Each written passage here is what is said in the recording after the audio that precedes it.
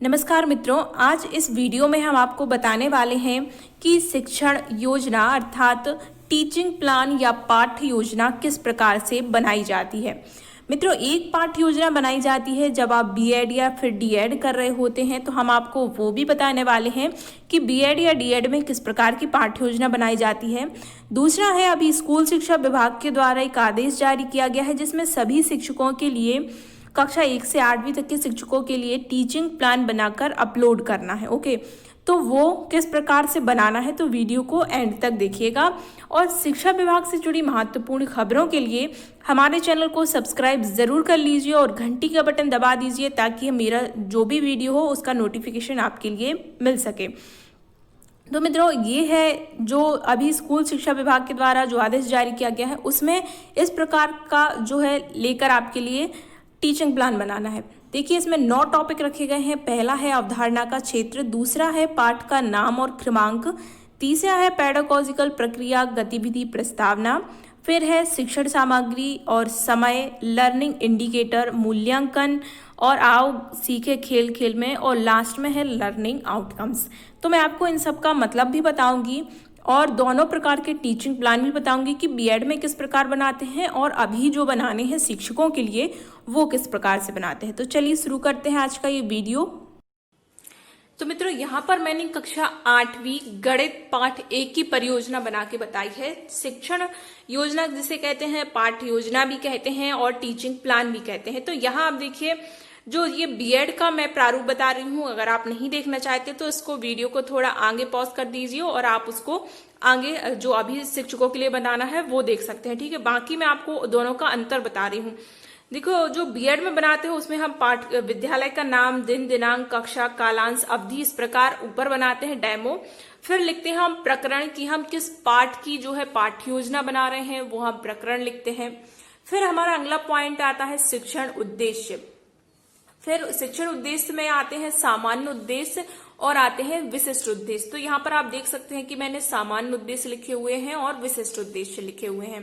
तो विशिष्ट उद्देश्य के अंतर्गत भी आते हैं ज्ञानात्मक, बोधात्मक और प्रयोगात्मक।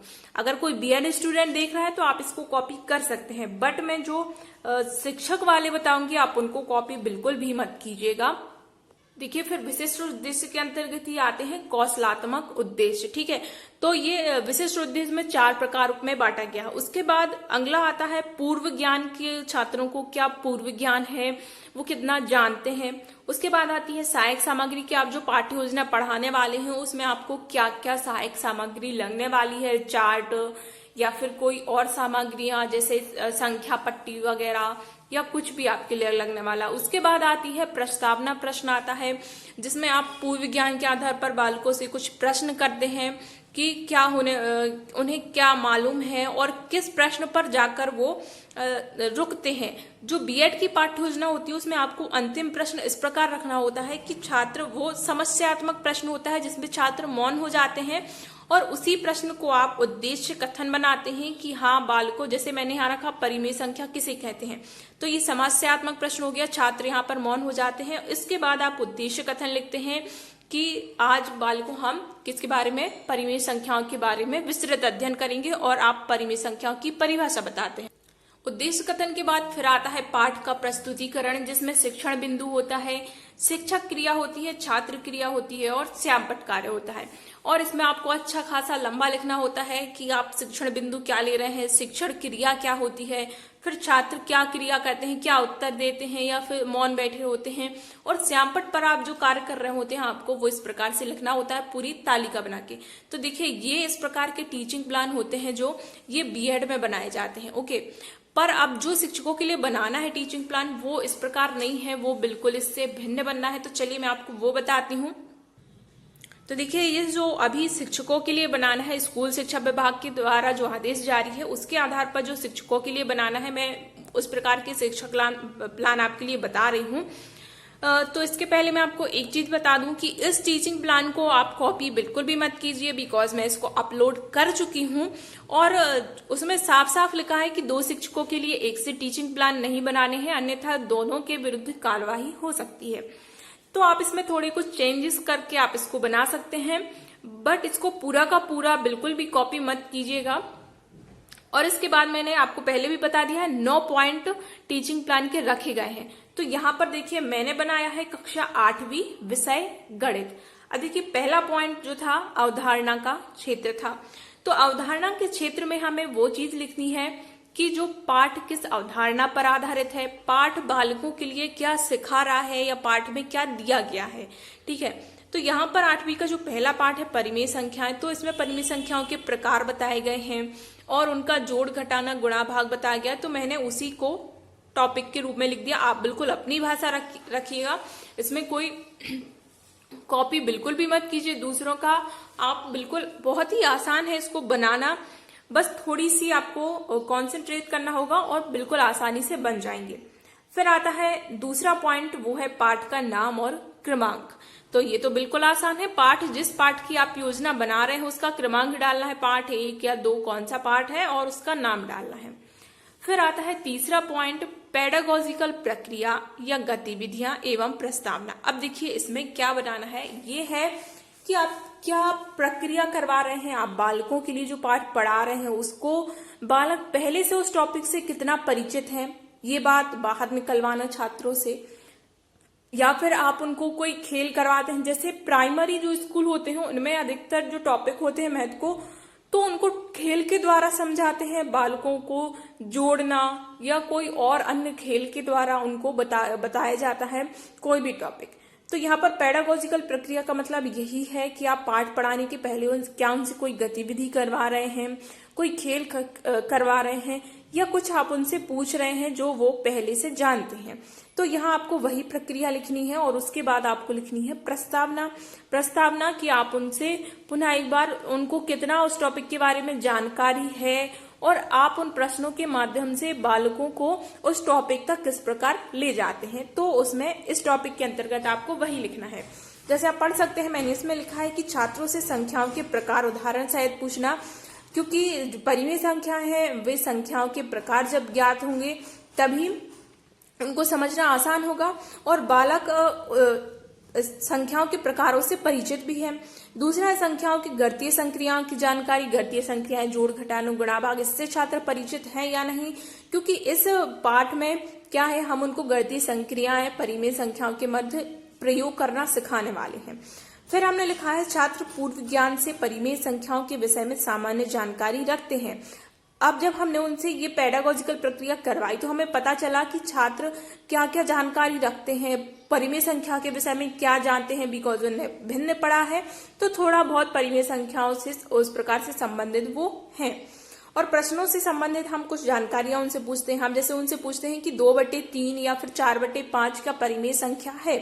अब देखिए यहाँ पर एक चीज है कि जो हम बीएड में लेसन प्लान बनाते हैं उसमें हम शिक्षक क्रिया लिखते हैं और छात्र क्रिया लिखते हैं, जबकि इस पाठ्य योजना में मात्र शिक्षक क्रिया लिखी गई है, छात्र क्रिया नहीं लिखनी है। ओके, तो ये पाठ्य योजना एक सीमित जगह में आपको आ जाने वाली है, क्योंकि यहाँ पर ना तो आपको छात्र क्रिया लिखनी है और ना ही बहुत ही विस्तार से लिखना है। फिर अगला आता है कि मैंने अगला क्वेश्चन लिखा हुआ है, आप प्रश्नों की संख्या बढ़ा सकते हैं, अपने अलग से प्रश्न रख सकते हैं या फिर कुछ और भी आप जो आपके मन से आए आप उसको जोड़ सकते हैं। अगला फिर मैंने पूछा परिमेय संख्याओं की परिभाषा।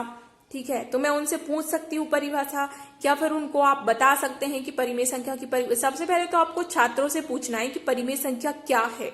ठीक है, इन प्रश्नों के उत्तर वो दे देते हैं तो आपको पूछना है परिमेय संख्या क्या है।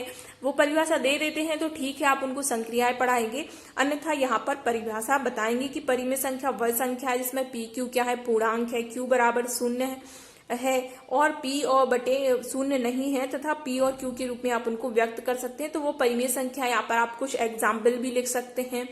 ओके, इसके बाद 4th पॉइंट जो है वो आता है सहायक शिक्षण सामग्री। आप यहाँ पर जो पाठ पढ़ाने वाले हो उसमें आप किन किन सामग्रियों का प्रयोग करने वाले हैं, संख्या पट्टी और कार्ड शीट का मैंने यहाँ पर प्रयोग किया है। आप जो प्रयोग कर रहे हैं वो लिख सकते हैं। देखिए बीएड में तो हम चौक डस्टर वगैरह कुछ भी लिख देते हैं, पर यहाँ पर आपको सारी चीजें ही लिखनी है कि आपने किस चीज का प्रयोग किया है। अगला है 5वां पॉइंट जो है अनुमानित समय है। तो यहाँ पर जो क्लासेस चलती है वो चलती है 40 से 45 मिनट की, तो आप समय इतना ही लिखिए। तो मैंने यहाँ पर समय जो है वो लिया है 45 मिनट। अब देखिए अगला और महत्वपूर्ण जो टॉपिक है इसके अंतर्गत वो आ रहा है पॉइंट, छठवां पॉइंट है लर्निंग इंडिकेटर, मतलब कि पढ़ाई का सूचक कि आप उनको क्या सिखाने वाले हैं, क्या बताने वाले हैं, क्या वो बालक सीखने वाले हैं। आपको इसके अंतर्गत लर्निंग इंडिकेटर या सीखने के सूचक कि आप उनको क्या सिखा रहे हैं, आपको इस टॉपिक के अंतर्गत उस चीज को लिखना है। मैंने यहाँ पर लर्निंग इंडिकेटर लिया है कि गुणधर्म को समझेंगे, बालक जो है वो परिमेय संख्याओं के गुणधर्म को समझेंगे और परिमेय संख्याओं में संक्रियाओं का प्रयोग कर पाएंगे, ठीक है, गणितीय संक्रियाओं का प्रयोग कर पाएंगे। देखिए लर्निंग इंडिकेटर का मतलब यही है सीखने के सूचक। तो सीखने के सूचक आपको वही लिखना है कि बालक को आप जो पढ़ाने वाले हो और जो वो सीखने वाले, क्योंकि लर्निंग इंडिकेटर से ही संबंधित होगा लर्निंग आउटकम्स, ठीक है। तो आपको वही लिखना है, बहुत विस्तार से आपको कुछ भी नहीं लिखना है, सार ही चीजें लिखनी है, जो सार थी आपको वही लिखनी है। बहुत आपको इसमें कोई ऐसा नहीं है कि आपको बीएड का एग्जाम चल रहा है आपको पेज भरने हैं या फिर आपको बहुत कुछ लिखना है, ऐसा कुछ भी नहीं है इसमें। आपको जो सार की चीजें हैं बस वही लिखनी है जो इम्पोर्टेंट है, जो महत्वपूर्ण है। अगला टॉपिक आता है, ये बहुत ही महत्वपूर्ण है, मूल्यांकन हेतु गतिविधियां एवं प्रश्न। अब देखिए आप जो कक्षा में पढ़ाने वाले हैं बालकों के लिए, यहाँ पर आपको वो लिखना है। आप इसमें श्यामपट्ट का देखिए, वैसे जो बीएड होता है उसमें आता है श्यामपट्ट कार्य, शिक्षक क्रिया, छात्र क्रिया, तो इसमें सब कुछ आ गया है। आपको श्यामपट्ट कार्य भी इसी में लिखना है और आपको अपनी शिक्षक क्रिया भी लिखनी है। तो यहाँ पर आप मान ज्ञात करना, आप सब कुछ इसी में लिख देंगे कि मान ज्ञात करना हो सकता है, आप इसके मान ज्ञात उनको निकाल के बताएंगे और दूसरा क्वेश्चन आप उनसे पूछ सकते हैं कि इसको आप सॉल्व करके बताइए। तो आपको यहाँ पर दोनों चीजें लिख देनी है, जो आप उनको पढ़ाने वाले हैं या फिर उनसे पूछने वाले हैं। तो यहाँ पर आप उनकी वो गतिविधियां और जो प्रश्न है, मतलब आप उनको जो पढ़ा रहे हैं और जो प्रश्न पूछ रहे हैं वो आपको लिख देना है। यहाँ पर आपको सॉल्व बिल्कुल भी नहीं करना है कि आप पूरा सॉल्व करने बैठ गए, बिल्कुल नहीं, आप इसको सॉल्व मत कीजिए। हाँ, आप शॉर्ट रूप में आप चाहें तो लिख सकते हैं, वरना सीधा सीधा आप इसको ऐसे लिख दीजिए कि आप उनको क्या क्या पढ़ाने वाले हैं, क्योंकि हिंदी में आप विस्तार से आ सकता है बहुत कुछ। देखिए मित्रों, अगर इस वीडियो पे अच्छा रिस्पांस मिलता है तो मैं आपको और भी क्लासेस के और भी सब्जेक्ट के लेसन प्लान बनाना बताऊंगी। तो इस वीडियो को अपने दोस्तों के साथ, अपने शिक्षक साथियों के साथ शेयर जरूर कर दीजिएगा। इस प्रकार मैंने और क्वेश्चन लिखे हैं। फिर सबसे लास्ट में आ गया है 8वां पॉइंट, सेकंड लास्ट है 8वां पॉइंट। यहाँ आओ करके सीखें घर में या खेल खेल में। तो यहाँ पर आप शिक्षण सामग्री का प्रयोग करके, अब देखिए यहाँ पर कुछ लोगों को एक चीज और कंफ्यूजन हो सकती है कि मैंने इसको इस प्रकार टॉपिक वाइज बना दिया है, तो आप इसको तालिका के रूप में बना सकते हैं कि तालिका में आप 9 कॉलम बनाइए और मैंने जिस कॉलम के अंतर्गत जो जो लिखा है आप उस प्रकार से लिखकर बना सकते हैं। अब देखिए यहाँ पर आओ करके सीखे में, यहाँ पर मैंने लिखा है कार्ड शीट पर विभिन्न आकृतियां बनाएंगे, उन्हें कई हिस्सों में बांट देते हैं, और इस प्रकार से मैंने संख्या पट्टी का प्रयोग और भी बहुत कुछ चीजें लिख दी हैं। इसके बाद मैंने लिखा है, ये देखिए इसी को आगे फिर लास्ट पॉइंट जो आता है वो आता है लर्निंग आउटकम्स। तो इसमें आ जाता है छात्र परिमेय संख्याओं के गुणधर्मों से परिचित हो गए हैं। लर्निंग आउटकम्स वो है कि बालक आपने जो गतिविधि करवाई है, जो आपने पढ़ाया, उससे बालक क्या सीखता है, तो आपको वो लिखना है लर्निंग आउटकम्स में। मित्रों, अगर वीडियो अच्छा लगा है तो इसे लाइक कीजिए, दोस्तों के साथ शेयर कीजिए और शिक्षा विभाग से जुड़ी महत्वपूर्ण खबरों के लिए इस चैनल को सब्सक्राइब कीजिए।